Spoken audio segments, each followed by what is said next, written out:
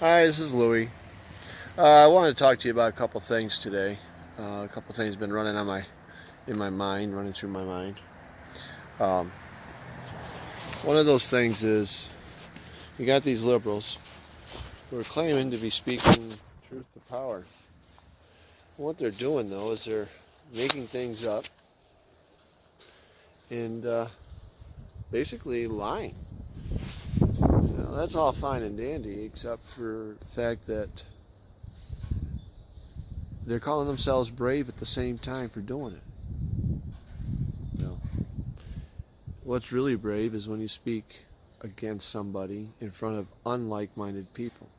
What's really brave is when you speak for somebody in front of unlike-minded people. And what's brave is when you actually speak the truth. The thing is, you want to see brave people. Look at China.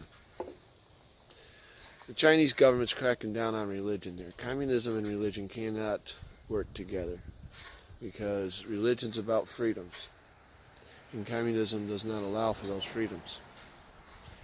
A true communism setup states that communism or religion is an opiate for the mind.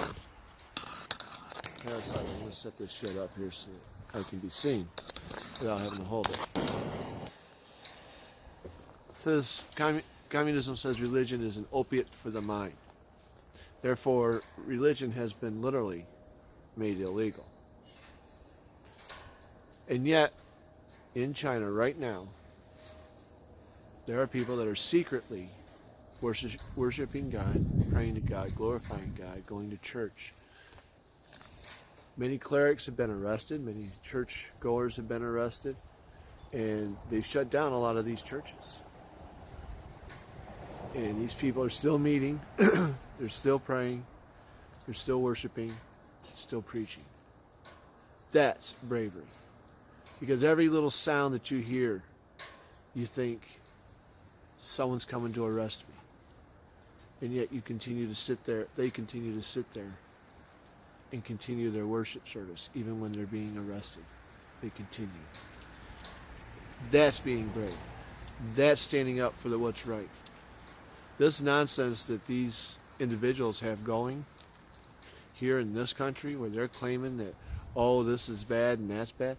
You know what? You're not talking truth. If you were talking truth, then you would be saying better things. That's just my opinion. Now, the government shutdown. I called my representative, Chuck Schumer. Oh. I asked him these questions, and I want everybody to do the same and ask these questions, especially if you have a Democrat or an obstructionist Republican representing you. Here's the questions you need to ask. First one, how many people have to die? Second one, how many women have to be raped? Third one, how many tons of illegal substances have to be smuggled in?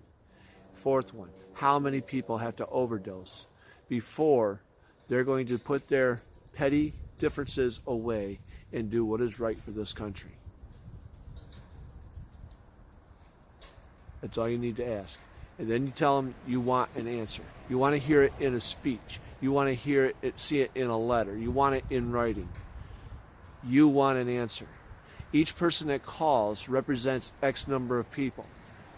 All right? Each state's got millions of people.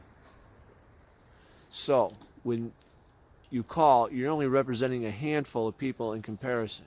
But if you get enough handfuls together and make these calls, write these letters, contacting your representatives, you're going to make it seem like millions. Okay? And that's how many want this wall is millions. Each person represents. Now, and the reason I know this is It's how they do the Nielsen ratings. I don't know if anyone's been a Nielsen family. I have. And I don't remember the exact ratio, but when I did the little logbook for the Nielsen's, okay, they told me that my answers represented X number of people. I think it was like right around 5 or 10,000 people, something like that. It wasn't a very significant amount, but when you get enough people together with the same ideas, with that ratio, it adds up quickly. Call your representatives. Tell them you want the wall. Ask them how many people have to die, how many people have to do this, and how many people have to do that in order to get it. These are grown individuals. They're acting like they're in kindergarten. They can't seem to put their petty differences aside and do what is right for our country. So they work for us. We don't work for them. They work for us. That's why we pay taxes, so we can pay them to act like little kids. I don't think so. They work for us. Make them do their job. Make them do what needs to be done to protect us. Because we have enough problems with people in our own society, with criminals in our own society. We don't need to be taking on criminals from other societies. All right? There's a legal way to get in here.